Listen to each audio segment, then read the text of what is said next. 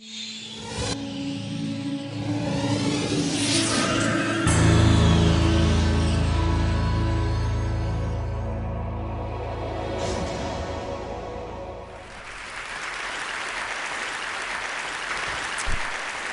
I want to talk today about money and happiness, which are two things that a lot of us spend a lot of our time thinking about, either trying to earn them or trying to increase them. And a lot of us resonate with this phrase, so we see it in religions and self-help books, that money can't buy happiness. And I want to suggest today that, in fact, that's wrong, and that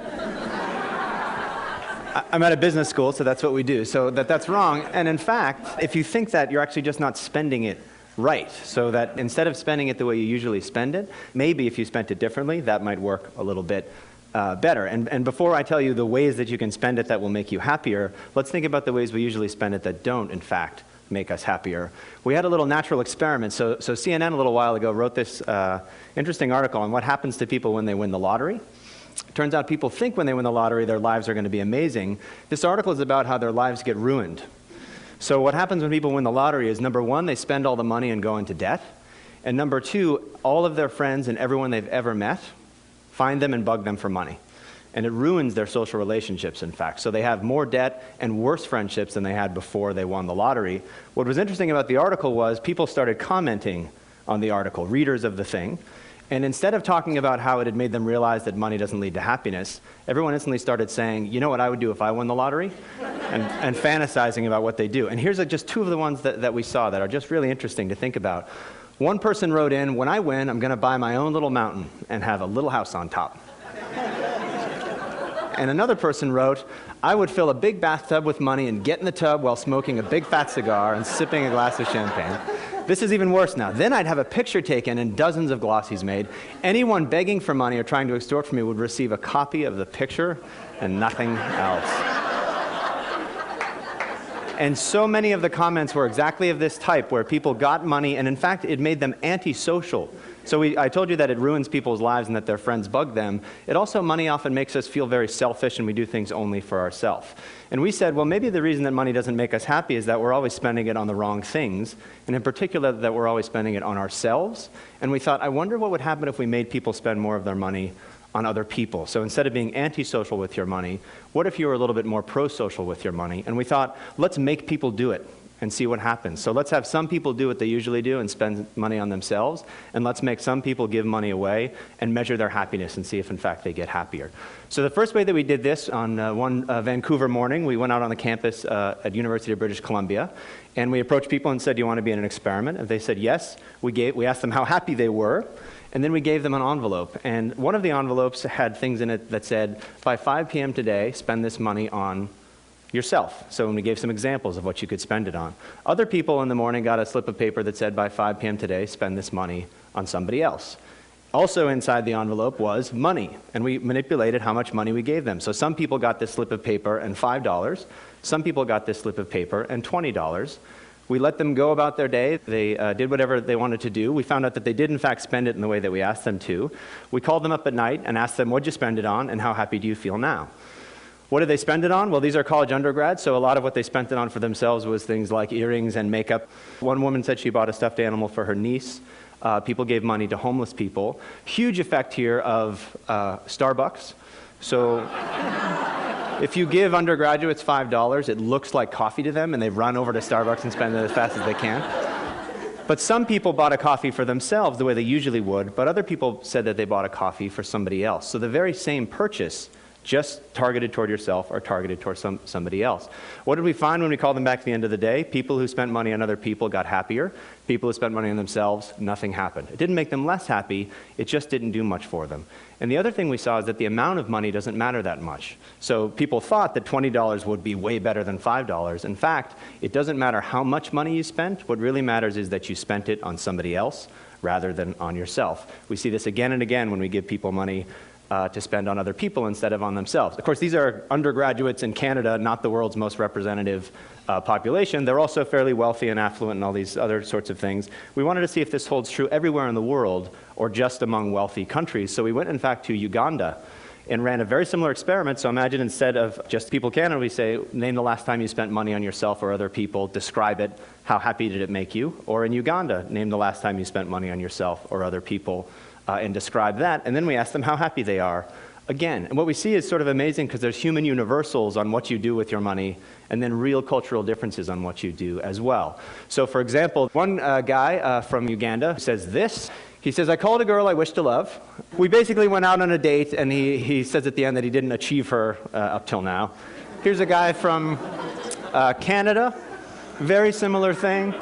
I took my girlfriend out for dinner, we went to a movie, we left early, and then went back to her room for only cake, just cake only.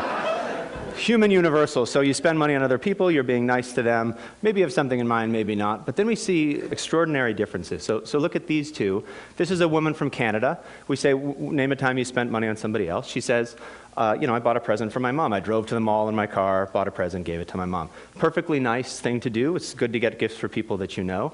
Compare that to this woman from Uganda.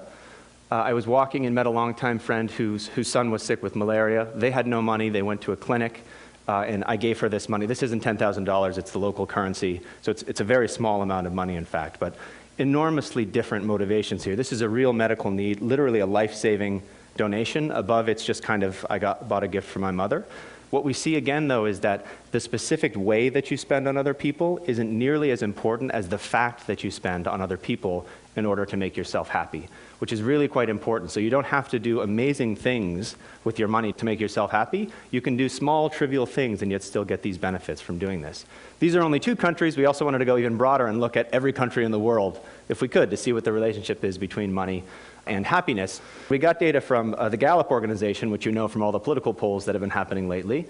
They asked people, did you donate money to charity recently? And they asked them, how happy are you with your life in general?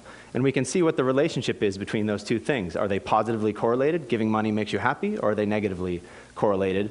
On this map, green will mean they're positively correlated, and red means they're negatively correlated. And you can see the world is crazily green. So in almost every country in the world where we have this data, people who give money to charity are happier people than people who don't give money to charity. I know you're all looking at that red country in the middle.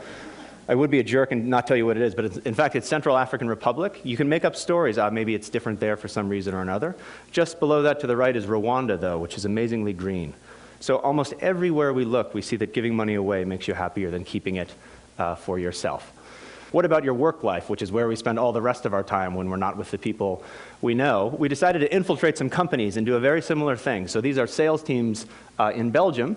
They work in teams. They go out and sell basically to doctors and try to get them to buy drugs. So we can look to see how well they sell things as a function of being a member of a team. Some teams, we give people on the team some money for themselves and say, spend it however you want on yourself, just like we did with the undergrads in Canada. But other teams, we say, here's €15. Spend it on one of your teammates this week. Buy them something as a gift or a present and give it to them.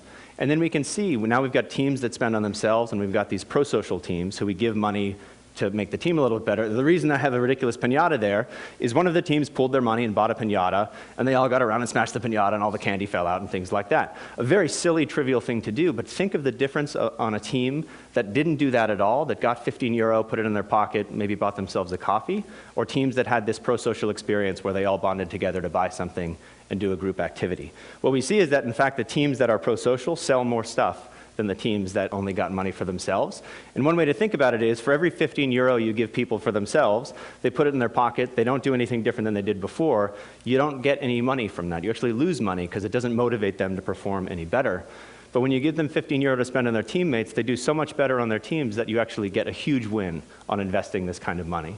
And I realize that you're probably thinking to yourselves, this is all fine, but there's a context that's incredibly important for public policy, and I can't imagine it would work there. And basically, if he doesn't show me that it works here, I don't believe anything he said.